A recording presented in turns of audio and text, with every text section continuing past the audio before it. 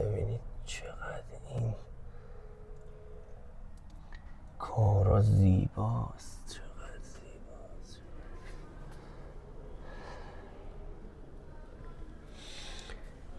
وای وای وای، هرچی براتون از زیبایی این صندلی بگم کم گفتم. اصلا یه عده آدم نشستم فقط این صندلی رو، وای چوبو نگاه،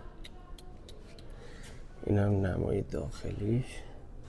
من یه ذره این زیر پاییشو اینجا صندلی ببرم عقب چون بتونم براتون خوب فیلم برداری کنم.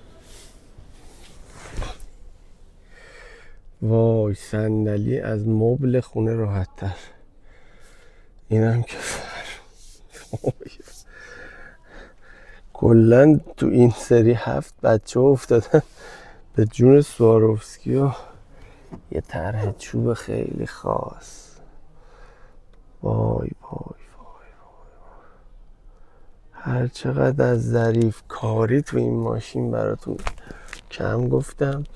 همونطور که میدونید یه مانیتور خیلی بزرگ اینجا داره که دکمه رو میزنی میاد برای این ماشینا همونطور که میدونید برای سرنشین جلو نیست، این برای سرنشین عقبه. اون عقب مانیتور داره که